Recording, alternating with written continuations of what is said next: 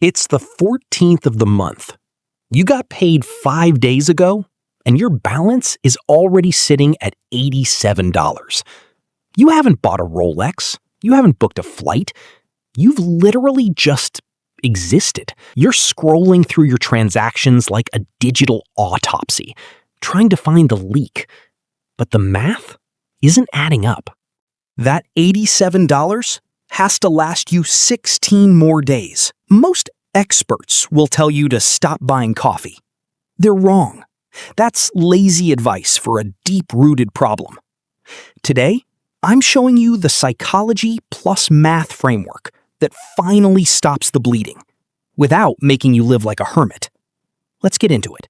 My name's Luis, and I spend way too much time thinking about personal finance, money psychology, and why smart people keep making the same broke decisions over and over again.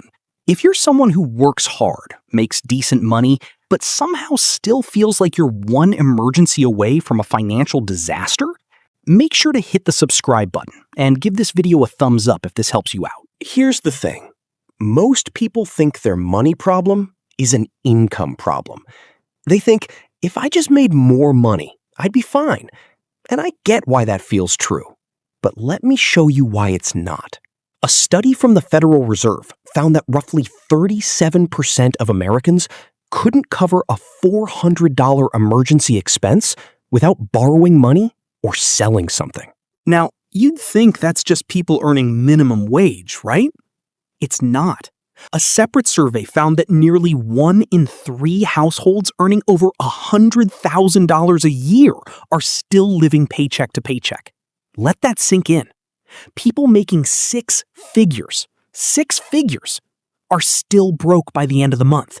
So what does that tell you? It tells you that the problem isn't how much money is coming in. The problem is what happens to the money after it arrives. And the reason this keeps happening comes down to something researchers call lifestyle inflation, combined with a total absence of a system. Here's what I mean. Let's say you're making $3,500 a month after taxes. You get a raise, now you're bringing home $4,200. What does almost everyone do? They upgrade their apartment. They get a nicer car payment. They start eating out more because they deserve it. And within about 2 months, they're right back to having nothing left at the end of the month, just at a higher income level. You didn't fix anything. You just moved the treadmill to a fancier gym. All right, so here's the system, and I want you to actually write this down or screenshot this, because this is the foundation of everything. It's called the Income Allocation Framework, and it works on one simple principle. Every single dollar that enters your life gets assigned a job before you have a chance to spend it emotionally. Here's how it breaks down. Take your total monthly after-tax income and split it into 4 categories. Category 1, fixed survival costs, 50%. This is rent or mortgage, utilities, insurance, minimum debt payments, groceries, and transportation. The non-negotiable stuff. If you're making $4,000 a month after taxes, that's $2,000 going here.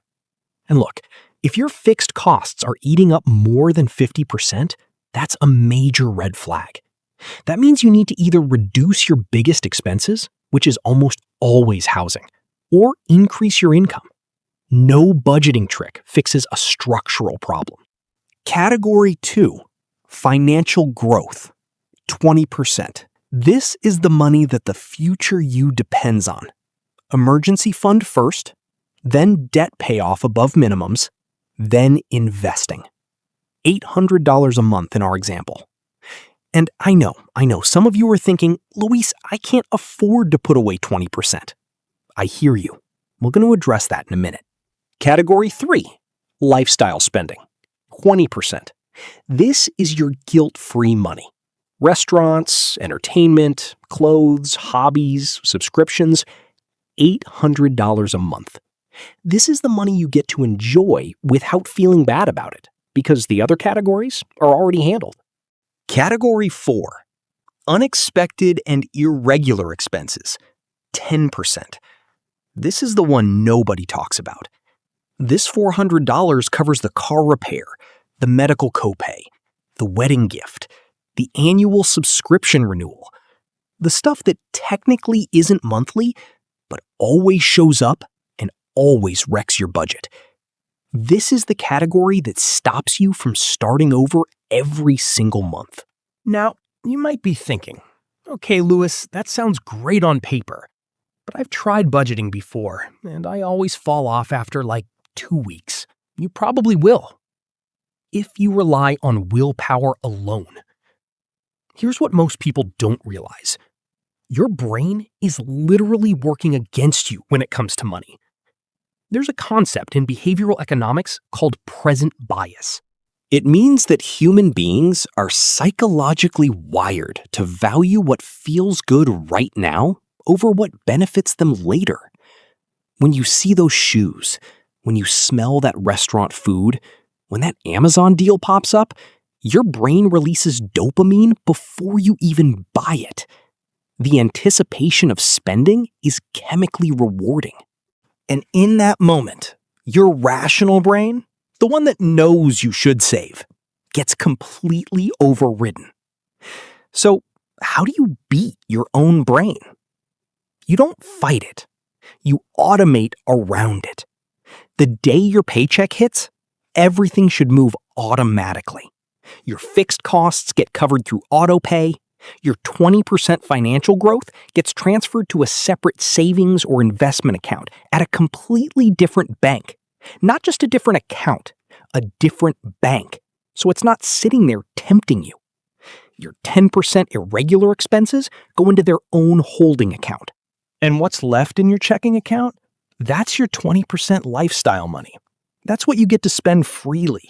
Here's why this works so well. You never have to make a decision. You never have to resist temptation. The money is just gone. And when it's gone, your brain stops thinking about it. You can't spend what you can't see. It sounds almost too simple, but this one shift, automation and separation, is genuinely the difference between people who build wealth and people who stay stuck. This is where it gets really interesting, because I want to show you the actual cost of not having a system. Let's say you waste, and I don't mean enjoy, I mean waste, about $4,800 a year. Now, most people hear that and think, okay, that's not great, but it's not life-changing.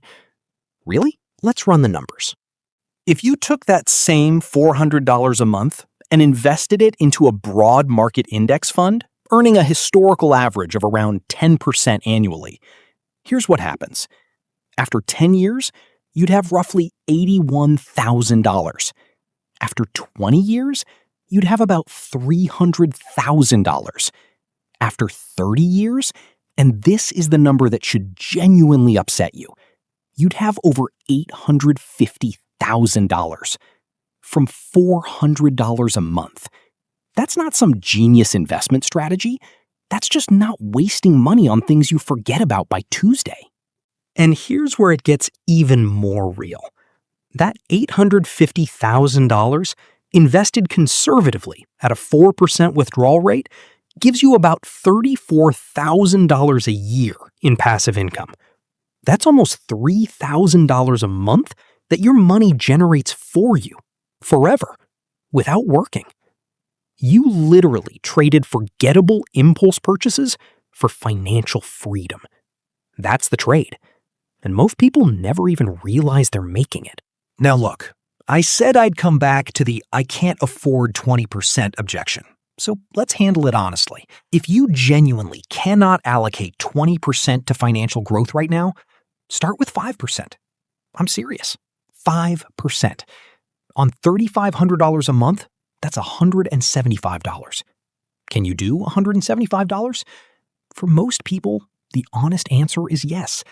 It just means making one or two uncomfortable adjustments. Here's the thing. The exact percentage matters way less than the consistency. Someone who saves 5% every single month for 10 years will be in a dramatically better position than someone who keeps waiting until they can afford to save 20% and never starts. Perfection is the enemy of progress with money. Start ugly. Start small. Just start. And then, every time you get a raise, every time you pick up a side income, every time something gets paid off, you bump that percentage up. You got a $300 raise? Send $200 of it straight to your growth category. You'll barely feel the lifestyle difference, but your future self will feel it enormously. All right, last actionable piece. And this is something I personally think is one of the most underrated financial habits you can build. Once a week, I like Sunday evenings, sit down for 10 minutes and do a money check-in. That's it. 10 minutes. You look at 3 things. 1, what did I spend this week? 2, am I on track with my lifestyle budget for the month? 3, is anything coming up in the next 2 weeks that I need to prepare for? You're not doing complex spreadsheets. You're not beating yourself up. You're just maintaining awareness. Because here's the brutal truth about money. The moment you stop paying attention is the moment it starts disappearing. People who check in weekly spend, on average, significantly less than people who only look at their bank account when something feels wrong. Awareness alone changes behavior. You don't even have to try harder. You just have to look more often. Look, I want to be straight with you. Nothing I said today is complicated. There's no secret. There's no hack. The system is simple. Give every dollar a job. Automate so your brain can't sabotage you. Start with whatever percentage you can. And check in once a week. That's it. But simple doesn't mean easy. Easy would mean everyone would already be doing it. And we already looked at the numbers. Most people aren't. The gap between where you are right now and where you want to be financially isn't a knowledge gap. After watching this video, you know what to do. The gap is an action gap. And that gap closes the moment you decide.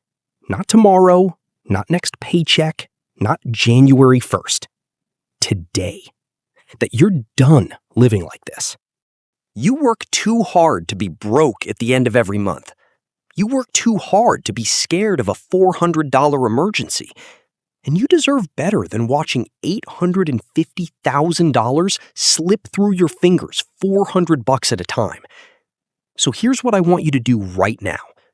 First, open a separate savings account at a different bank. It takes about 10 minutes. Second, set up an automatic transfer for whatever percentage you can manage, even if it's small. Third, drop a comment below telling me what percentage you're starting with. I read those comments, and I want to see you commit publicly, because accountability changes everything. If this video helped you see money differently, smash that like button.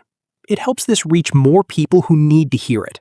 And subscribe to my channel if you haven't already, because I put out videos like this every single week to help you build a financial life that actually works. I'll see you in the next one.